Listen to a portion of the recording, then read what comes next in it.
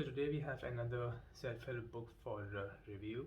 Why it's different than other self-help books I have reviewed before? Because it's focused on a specific area, which is personal relationship management. That's between opposite genders. So the book is called Men Are From Mars and Women From Venus, written by John Gray.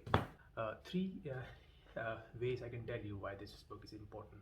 Number one is that we should have this idea clearly that men and women are not only different physically but mentally also.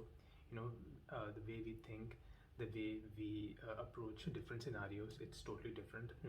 We have to understand that and we have to respect that. Secondly, it's your personal life.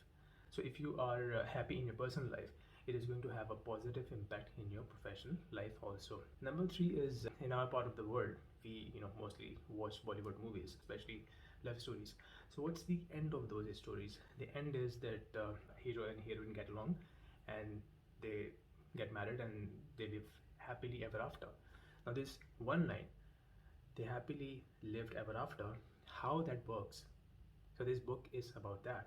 So let's just start the book review. So the writer John Gray himself is a counselor, a relationship counselor. He starts the book with the problems that he faced with his wife and how he, got over with those problems successfully. It's all about actual scenarios and then how he is giving solutions to those problems, and they work out. So quickly, I'm going to talk about four main areas. Now, first one is about the problematic approach. Why I call it a problematic approach is because apparently it seems fine to men and women that their approach is okay, but there are problems with it.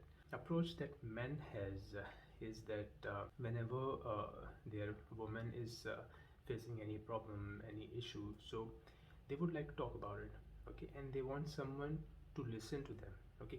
And what we do as men is that we try to understand that the problem and we try to give solution for that. So this is not what they are looking for, okay. It triggers them to to get more frustrated. So what we have to do is that we just have to listen to what they're saying. What women do is that the term which John has used in the book is that it's a home cleaning committee. So what it means is that men, we are not really organized when it comes to keep home cleaned, and in terms of etiquettes, I would say these kind of things. So whenever women see any kind of problems in men related to these areas, now it's okay to correct them, but there is a right way and right time to do it. So you know you should not tell him there and then, especially if you are sitting with others in the same table. So you should take time, find some space, and then you should talk about it. Number two is the way to approach stress. So again, there are different ways we men and women deal with stress. When men are under stress, so what we do is that we go into our caves. Now what does that mean is that we don't really want to talk about our problems, okay. When we are facing any problem, we will just go out of the way. We will you know we will not talk about it, and we want some time to stay quiet and think about our own problems and the solutions. So what happens is that our women, they become frustrated that why he's not talking to us, and maybe there is something wrong, maybe there is something else, maybe he doesn't like me anymore, those kind of things. So you have to be patient, and you give him time to to get the solution, and come back. Now there can be a very valid question from women that what if your man is taking too much time to get out of the cave. So there is a long list given in the book of very small activities that you can do. So just go for those activities and give time to your men to come back to the normal life. Dealing with stress from women perspective, now what they do is that Totally oppositely, they would like to talk about it. You can expect anything a woman can say under stress. She can talk about some past problems, some problems which are pertaining to present, some problems that might come in future, some problems that do not even exist, and maybe unintendedly she will make you part of the problem. So you have to be very open-minded and cautious about it, that your woman is under stress, so you should not react and just listen to what she's trying to say. Number three is about motivation. That what motivates us to keep going with our relationship. For men, the motivation comes from the fact that we are valued and we are told that we are wanted. So if you can do that as a woman, your guy will totally stay motivated.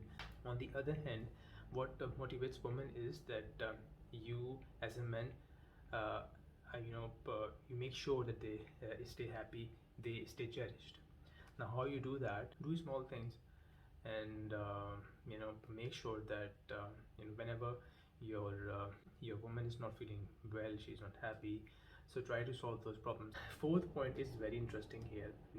We as men, if we buy something very expensive for our wives, what we will think is that it will make them more happy. And if we buy one expensive gift, so we can then expect them to stay at least for a couple of months, they will stay happy. Now that's not the case.